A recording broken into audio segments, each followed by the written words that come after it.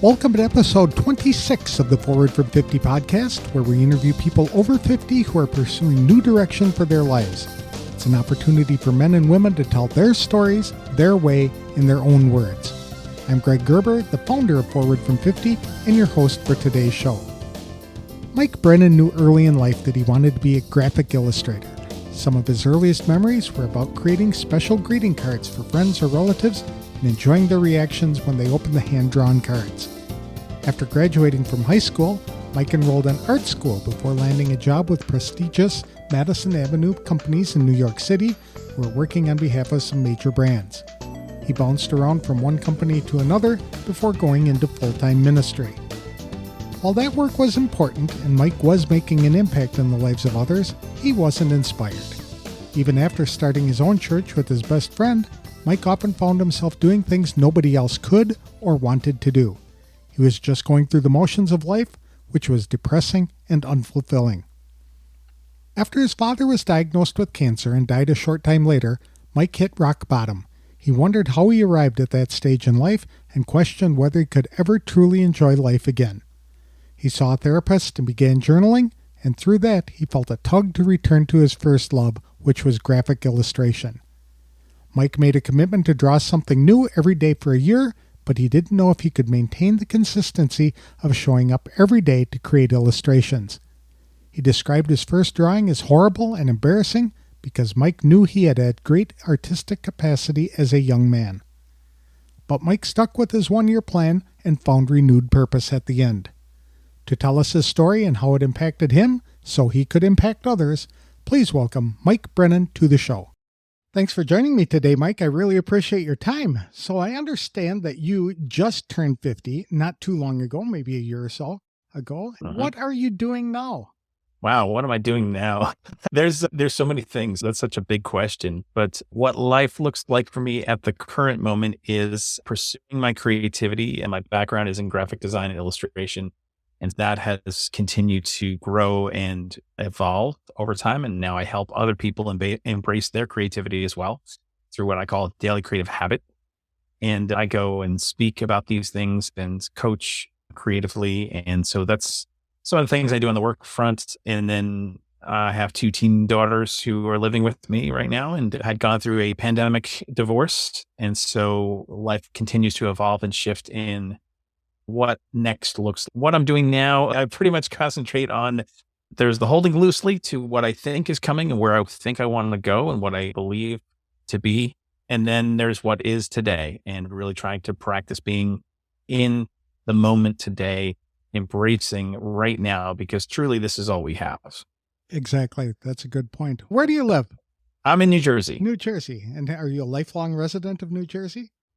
I grew up in New York on Staten Island, and I've pretty much stayed around this area. I was on Staten Island for most of my life, then lived in Long Island for a while. I went island hopping, just not the tropical kind, and then landed in New Jersey. That's where home is for the moment. I think moving forward, I won't necessarily always be here. Looking to get out to some other places, some cheaper places, honestly.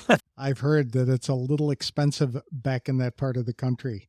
You did graphic design on your own, or you were employed by somebody else? It was both. Okay. When I started out, I came out of art school in New York City, School of Visual Arts, and went into the advertising design world, large corporate machine that was on Madison Avenue and large clients that you would recognize, and quickly found that I didn't really thrive in that type of environment. And so from there, except the course of, hey, let's bounce around to various companies until we can either we hit a ceiling because we're not growing anymore, or their staff changes, or whatever it is. But typically that's what happened, was until I actually left graphic design altogether, went into full-time ministry for about 10 years, which is a whole other chapter of my life, only to return to my art and design, but this time with my own business and clients. And so I do a lot of things like logos, branding, marketing materials, as well as custom illustrations. So anything to basically do with art. And making, yes. Yep. Okay. Are many of your clients corporations then, doing like graphic design for advertisements and logos and things like that?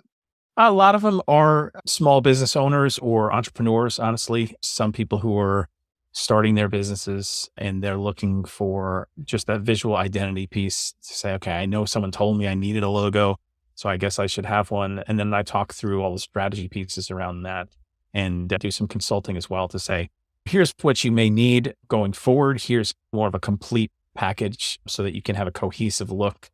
And that's not simply like someone just handed you a logo and said, okay, have fun. That's it. Very good. What did you do that really gave you a sense of purpose before you turned 50? What was it that really invigorated you?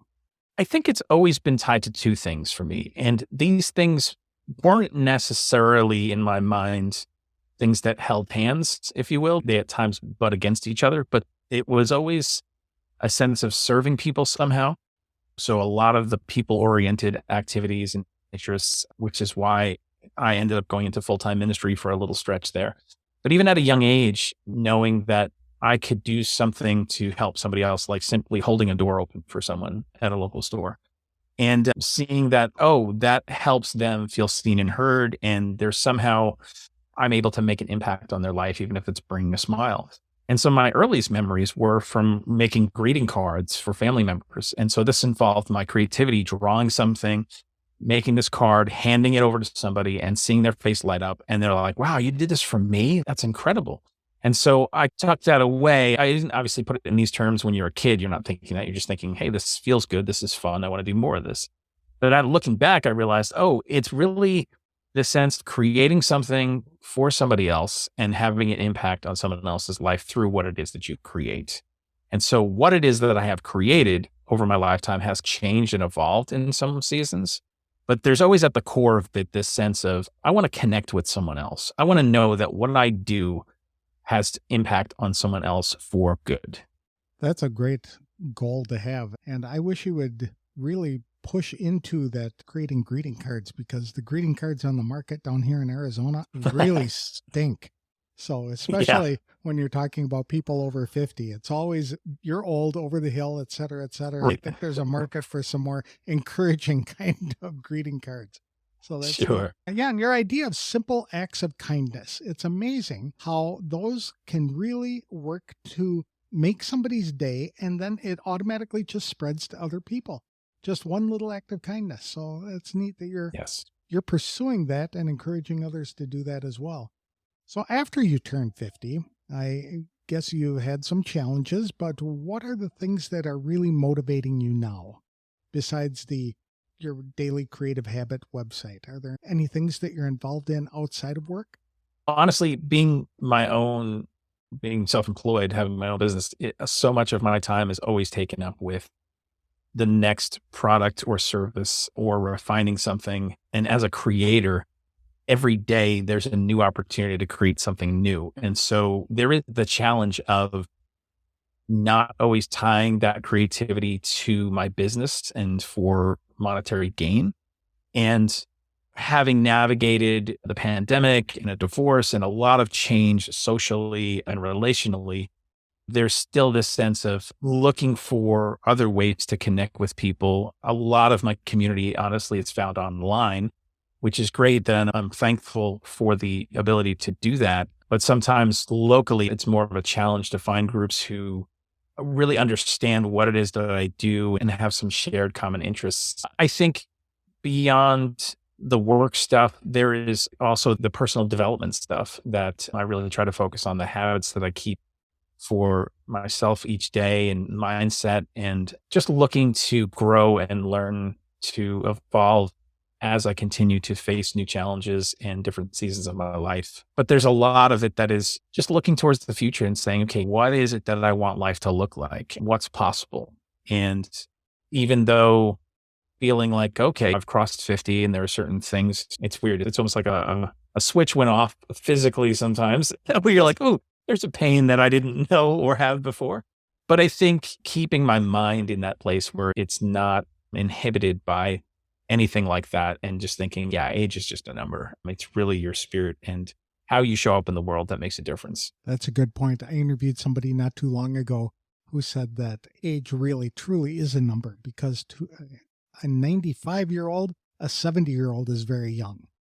Age really doesn't matter. You should be able to continue to offer things of value to people throughout your entire life. What is it about creating that really sparks your interest and imagination? I think it's tapping into more than just the skill set and the techniques. Certainly, you need those to execute something that's worth someone's attention and perhaps money.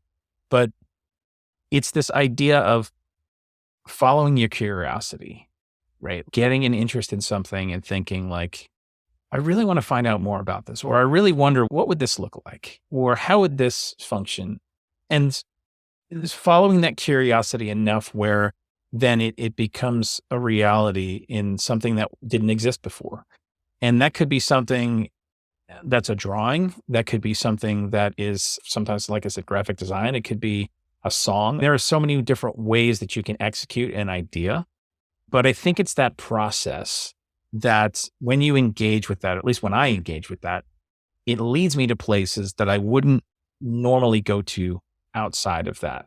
And so I love to lean into that every day and to think, okay, what do I want to create today? It's a new day. I can build on something that I did yesterday as a foundation, but I want to go someplace new, or I want to try something, experiment, have a place to play, to maybe break some things, because in that place, you will have some breakthroughs and you'll have some moments where I think you'll achieve things that you wouldn't otherwise if you just stay within what you know, maybe what somebody hands you in a creative brief, or just the places that seem safe. You need a place to get outside of that and say, let's dream a little. Let's see what's possible.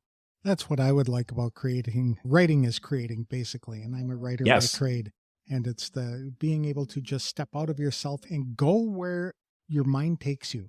And I would imagine it's the same thing with graphic design too, is experimenting with different shapes, colors, and designs, and seeing how you can tweak it and make it even better and make it pop out even more. How did Daily Creative Habit come about? When did that start?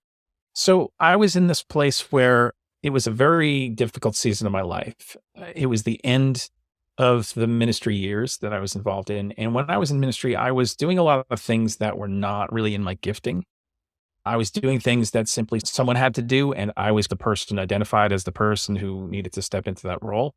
And so I wasn't doing a lot of creative things at all, really anything personally, that's for sure. And a lot of things that I felt like I had to do, and again, things that weren't really aligned. And that led me to a place of ultimately suffering from depression. And that combined with a lot of other elements in the mix, things got real cloudy, and I couldn't even figure out, like, how do I get out of this place? And ultimately it meant me leaving my position. It meant me having to move. In that season, it was leaving a faith community, friends, family, financial impacts. Every area of my life was being touched. And on top of that, my dad had been diagnosed with cancer and passed away very quickly. Wow. And so I found myself in this place where it was really my rock bottom. And I'm like, how did we get here? And how do we get out of here? Or can we even get out of here? Honestly, I really didn't even know. And it was at that point which I just started asking a lot of questions and seeking help, honestly, not only in terms of like therapy and journaling and just trying to identify some things in myself for mental health. But I also felt this voice inside of me saying, come back to your creativity, because when you were a kid, it brought you joy. Forget about business stuff. Forget about all the things the pressures and the responsibilities that you can attach to this or have attached to this. And is it possible for you just to come back to it because it made you smile, because it made you feel good at one point in your life when you were a kid? And I didn't know the answer to that question, but I knew that I had to pursue that question. And so I ended up getting introduced to this idea of a 365-day art making journey, which scared me because I thought, I don't know if I can do a whole year of showing up every single day and creating something. I haven't done anything for the past 10 years. So what makes me think I'm going to be able to be consistent? But I was like, what do I have to lose at this point? So I blew off the dust on my sketchbook and grabbed some pens, and I went down to a local Starbucks, and I ended up drawing this Starbucks coffee cup, and it was horrible. It was just awful drawing. And I was embarrassed by it because I thought at one time I had such capacity, but now I'm feeling very diminished. And instead of giving into the shame of that and giving into just the embarrassment, I put day one at the top of the journal sketchbook, and I said, this is what I can do right now. I'm depressed. I'm trying to figure my way out again. This is all I can manage. But this isn't the whole journey. This is day one. And I know tomorrow I'm going to come back for day two and do something new and forget about what's on page one. And so I kept challenging myself to lean into this journey and this process. And eventually I came to the end of a year. I did it. I did every single day. I was sharing stuff on social media, even though there was a lot of bad work. But I found that I had to get through a lot of bad work before I got to some good work, because you just have to show up and do the work, right? And so when I got to the end of a year, I thought, okay, now what? Yay, congratulations, you did it. But is that it now? And I was like, I think I need to keep going. And so I just kept leaning in, kept doing more, kept using it as a place to play and experiment. And eventually I found my voice and style in my illustration work. And I found things that I was passionate about. There's a lot of self-discovery that happened that I wasn't anticipating on that journey.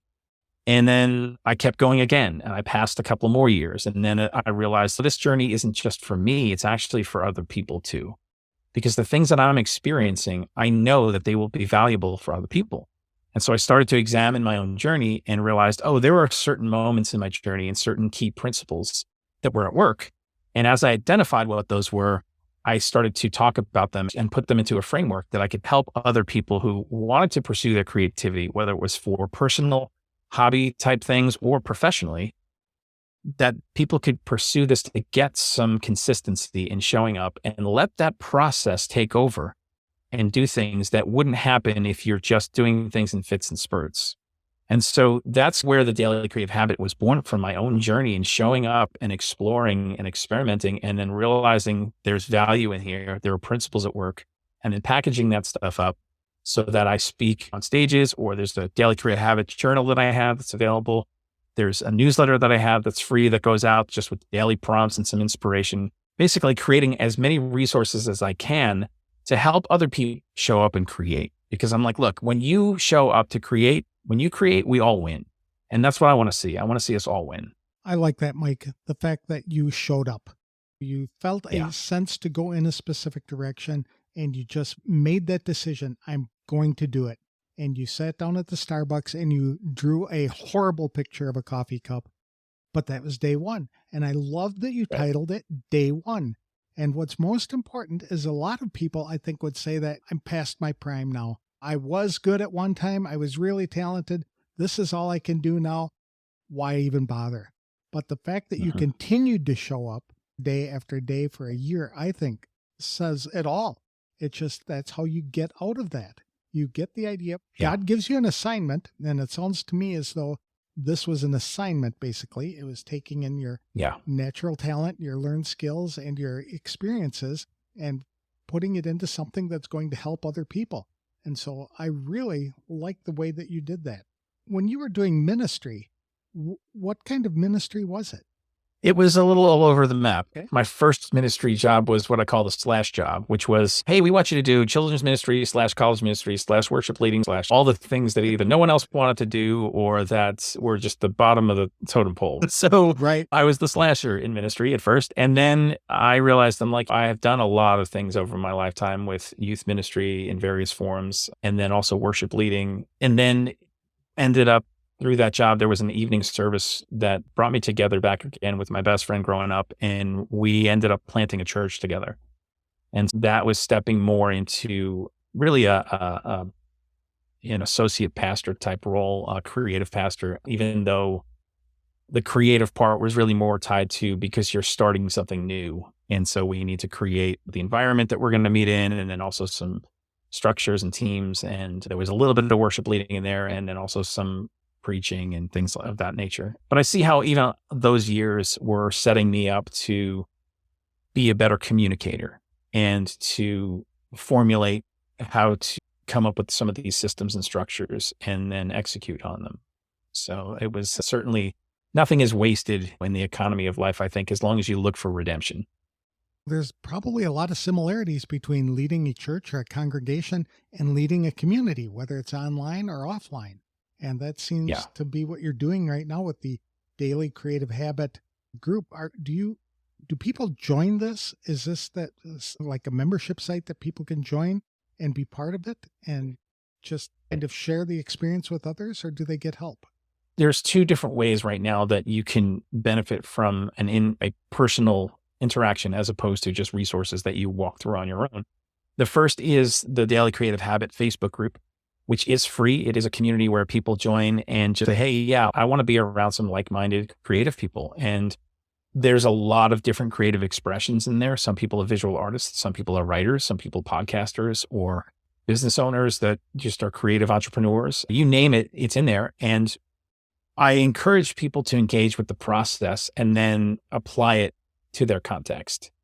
And so I say, show up, share some work. What are you working on? Where are you stuck? Who is it that you wish you had access to right now? What kinds of people? What kind of skills? And there might be people in the group who say, you know what? I do that. Like, why don't we collaborate on something? Or people who are just simply saying, you know what? I keep starting something and then I'm stopping and I need help with that consistency. And so just to be able to voice that and for people to come around you and either say, you know what? I'm right there with you. Or for people to say, you know what? I've had issue with that, but here's how I've dealt with it and continue to deal with it. And so obviously I'm in there, I'm interacting, I'm encouraging people to show up and to post and to be engaged. And then if people want like that next level, I do creative coaching. And I say creative coaching really is for someone who is looking to get the consistency because again, maybe they have a certain creative project that they want to work towards, if it's writing a book or a painting series or some other creative endeavor. But they're just like, I don't really know how to get traction on this. And without showing up and doing the work, I know that work's never going to see the light of day. And therefore, I'm never going to make money off of it. I'm never going to build a business around this. I'm never going to do work that I feel like is fulfilling and impactful. And so there's a lot at stake. And sometimes we just need people to come around us and to coach us who are outside of our particulars, who can just say, hey, here's what I've experienced from my journey. And here's what I think might help you here. Let's try this. Everything's very specific and actionable in those sessions. It's not like a cookie cutter type of thing, one size fits all, because people have different needs. And so I just meet with the person. We do it over Zoom and there's transcript and video provided on the back end so they can go back and rewatch something or listen in again.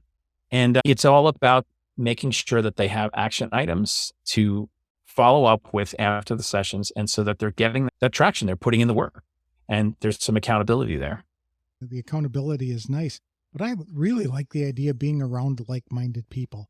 I think that's what stalls a lot of seasoned citizens, people over 50, from pursuing things that they want to do because they get within their group and they might feel a call in a different direction or a desire to do something else.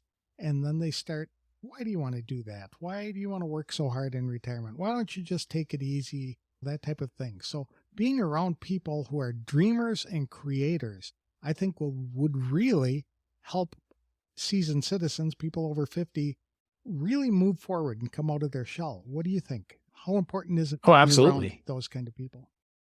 Absolutely. Yeah, I wholeheartedly agree. And it's, some people have said, I've put this thing that I love to do on a shelf for so long, I don't know if I can come back to it. And that was partially my, and I'm like, you can absolutely come back to it if that's really what you want. But we just need to put some steps around that so that you start taking action. And it goes from just a desire and a thought to something you're actually doing.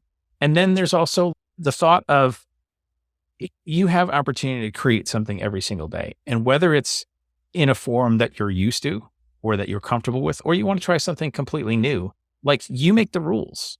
And so a lot of times I think people think because there's no immediate value in something that I create, it's not really worth it. Like I'm going to sit down and make something and there's going to be such a disconnect from what I see in my head and what I see on paper or on the page that I'm going to feel discouraged about that and just want to stop doing it altogether. And I really try and reorient that conversation to say, it's really more about the process that's at work, because sometimes the product will be lacking, but the process will always be doing something in you and for you. And the more that you lean into the process, the more you'll grow, the more you'll start to see results. And so sometimes those results are just you feeling good about doing whatever the activity is, having some personal joy. And sometimes it's creating something that, again, you can sell or something that becomes something much bigger.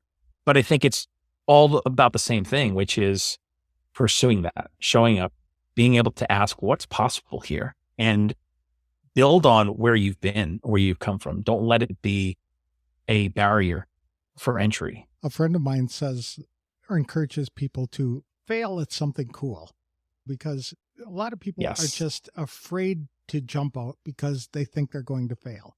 And so he encourages people to just jump out and do it anyway and have fun and be cool. Make it something that you really wanted to do or really interested in. I think a lot of people over 50 have buried this desire that they wanted to do. They had one early, even in their teen years or early 20, where they wanted to go in a specific direction, but well-meaning family members or friends talked them out and said, how can you make money in graphic design? Going out of your comfort zone and coming back to that area where your unique giftedness or the initial desires that you had, I think is so important. How long does it take to create a habit, to do something, to change a habit? Yeah. I've heard differing opinions on this. And some people say it can be 60 days, 30 days, something like that. And then other people say it could be up to 2 years. And I think there's different variables that are in effect. And there's the act of doing the thing, but then there's also tracking it and measuring it and celebrating also. I think those have to be part of the process, because somewhere along the way, you're going to feel like quitting. You're going to feel like giving up. Even if you've been doing something as a habit for a long while, you'll have off days. And so you need to be able to have a system that supports you. There's usually a catalyst that gets you going, but then you need a system to keep you going. And so I think the habit is really the thing that you lean into, that is the system that goes, okay, I know at this time of day is when I'm going to show up. These are the materials I'm going to use. This is what it looks like for me to do. Give yourself the container. And then within that container, be creative. Do whatever it is that you want to do, to play, to experiment, to do all those things. And then as you're doing those things, track it so that you know what it is that you're doing. So it's not simply like, I feel like I showed up a bunch of times and I did some things, but I don't really know, like, where is it? And did I really move the needle any? Like, you want to be able to look at your journey and say, oh, yes, there are things happening. Or no, I missed this day, but here's what happened. Or I felt a little off that day. And maybe it's because I didn't show up and do my thing. And then celebrating some wins, even small wins along the way, to say, hey, I did 7 days in a row of this thing. Good job. Sure, it's small, but it's significant, because maybe I haven't ever done 7 days in a row on this thing before. So stop and acknowledge that and give yourself a little reward. Take yourself to a museum or a movie. Do something, buy yourself a little, if you're into pens, buy yourself that special pen that you really love. Like, whatever it is, just enough of a reward to say, hey, good job, keep going. And I think all those things will contribute to that habit being built.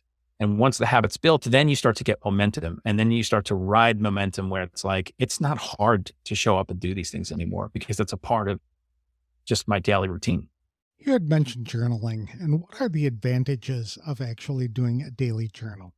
I think being self-aware is so valuable, because too often we go through life and experience things, and when everything's trapped in our heads, it gets murky in a hurry. And I think journaling gives you the ability to pluck it out of your head and put it down on paper and examine it and examine yourself. And to have, again, a way that you can go back and look at to see, are there themes that keep coming up? And maybe there's something happening in my life that I'm not even aware of. But as I look at it on the page, I can see those patterns and those themes emerging. And it helps. Oh, here's an area of my life where I really need to do something about. I need to get some help, or I need some focus. I need to try and do some different things if I want different results. And then also, just from an emotional standpoint of being tapped into who you are and how you're operating and how you're feeling in a particular way, to have that outlet to just go, you know what, nobody's going to judge me in here. I'm just going to write whatever it is that I need to write. And if I'm angry, if I'm sad, if I'm whatever it is, I'm just going to put it out on the page and let it sit there and just be with it. And so many people, I think, don't have a place to do that, or they don't give themselves a place to do that, quite honestly. And what happens is it just gets trapped, and then it starts coming out in other ways. And then people say, I'm not happy, but I don't really know why. Or I'm living my life with this low-grade frustration my whole life, but I don't really know what to pinpoint that towards. And so journaling is a great tool for you to help know yourself, express yourself, and examine yourself. How important is it to go back and read your prior journal entries? That's something I have not done. Yeah, it's funny because I always have good intentions with that as well. And there's another piece of that too, where my handwriting is so atrocious that sometimes I can't even read my own handwriting. So there are moments where I know that I'm scribbling furiously, and it's really more about that particular moment of me processing than it is about the actual words that I can read that are on the page. But I do think that there is value in going back and looking and reading because we forget. We forget things that in the moment we may record of, hey, this happened today and this really made me sad or mad, or I was really happy about this particular thing, or I'm hopeful about this thing. And we can forget those experiences that seem ordinary because time just has a way of washing it away. And so to have a place to go back and be reminded of that, these little snapshots of moments, much like you would flip through a photo album and have a little bit of like nostalgia, even sometimes, to have that with moments of your life, that's a special thing. And to lean into that, I think is the gift. If you had to live your life over again, especially after you turn 50, is there anything that you would do differently? Oh, honestly, I really try to live my life in such a way that I don't dwell on regret because there's a big sense of the past is the past, and there's really nothing I can do about that. And I don't want to be weighed down trying to move into the future while I'm carrying the past. And so I rather look at things through a redemptive viewpoint of saying, certainly there are moments in my life where they have been some of the darkest, some of the most painful, some of the most difficult that I didn't know if I was going to make it through those moments, honestly. And even in those moments, I don't know that I would go back and change anything because they have made me who I am today. They have given me an experience to live through that taught me things that I wouldn't know otherwise. And then also makes me more empathetic to other people who perhaps are going through those same things. And so I would much rather hold that redemptive view of things and say, yeah, this was horrible. Yeah, this was dark, but how can we turn around and use this for good for myself and others? I heard somebody say recently, you're not really old until regret replaces your dreams. And so the fact that you continue dreaming and you don't dwell on the regret, you'll never get old or get to that point where you would even consider yourself old. So I really like your approach on that as well. Do you have any advice for people over 50 to either identify or take that vital first step to pursue their passions? Yeah, I think first off, just be honest with yourself as a first step. Like, where are you right now? And what is it that you're thinking about doing? And what is it that you think are the roadblocks? Like, even write it down, as silly as that may seem, because if we don't assess some of those things early on, we could dive into something and not really know either why we're doing something and have a strong enough pull and desire that where it feels like the work is significant, impactful, purpose-filled, or we may not realize fully our own objections. And so we'll get into a process and then our mind will go into overgear to go, oh, you can't do this because of X, Y, and Z. Oh, you can't. Why even bother? This doesn't matter. This is silly. This is stupid. And so I think just starting in a place of honesty, writing out some of those things so that you're acknowledging it, and then just taking a first step. Like, what's the right next step that you can take today? And that's going to be different for everybody. Some people are going to have more financial means to be able to either take a class or to do something that costs them financially. Other people are going to have to get more creative, but they may have more of a clear path on what it is that they want to pursue because maybe they did it once before and they're looking to pick up where they left off or reintroduce something. And so there's some amount of familiarity. But I think by and large, whatever that is, just figuring out that right next step and then do that so that you start getting action and then do the right next step after that. And so really it's all about, yes, perceive what it is that you want to do. Yes, get in touch with your desires and your passions and figure out those questions on the journey, because usually it's not like a download in one sitting, but be active also. because if we don't act, we won't really get clarity. We want to wait for clarity and then we want to act, but it doesn't work that way. Exactly. It works the other way around, actually. Clarity comes when we act. And so the more we can get ourselves acting, the quicker we'll get some traction on that. And the quicker we'll start to realize, oh, it's not this, it's this. Or, oh, you know what? I really love this. I want to pursue this more. It's like trying to steer a parked car. It's very difficult. And so you want to be moving and then course correct as you need to. That's great. How can people get in touch with you or connect with you? The easiest place is if people go to my website, which is mikebrennan.me. From there, you'll find links out to all my social accounts, and you'll find links to dailycreativehabit.com also if you're looking for some resources for the email newsletter to come to you for free, or the Facebook group we mentioned, or the journal, or coaching, any of those resources. That's all available there as well. And then you can check out some of my work. That's my illustration or graphic design work from that main website as well. Excellent. Thank you very much, Mike. I really appreciate you sharing your story with me today. I found it inspirational. I picked up a couple of things, but I'm a creator, so I hope it'll do that too. Thank you, Greg. I'm grateful that Mike Brennan was so transparent in describing the depths of his depression and his doubts as to whether he could ever be happy again. I have been in that place myself, and it is debilitating.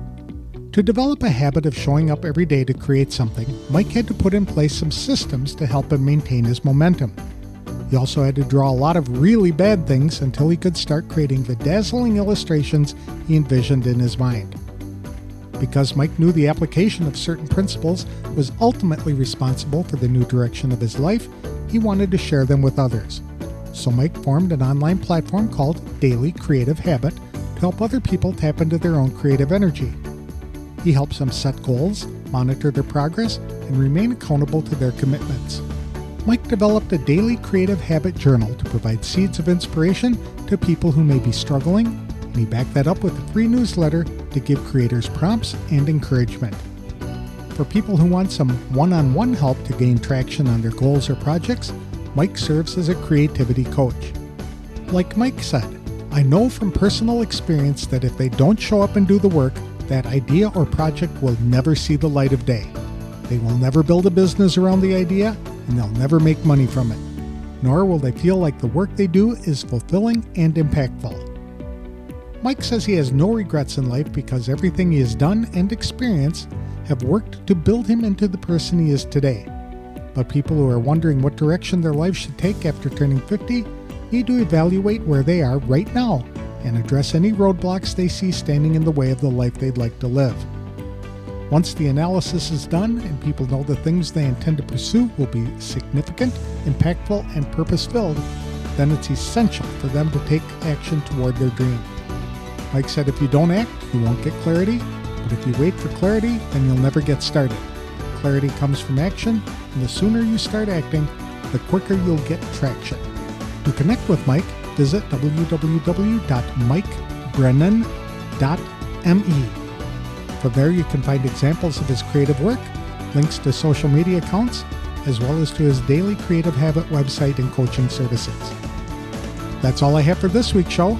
If you'd like help in identifying a purpose for your life, or to get help planning your next steps, I'm offering a complimentary brainstorming session to members of the Forward from 50 Facebook community. For details, contact me on Facebook or visit www.forwardfrom50.com. Please join me again next week for another motivational interview on the next episode of the Forward from 50 podcast. Thanks for listening. If you like this show, please consider leaving a review wherever you download the episodes.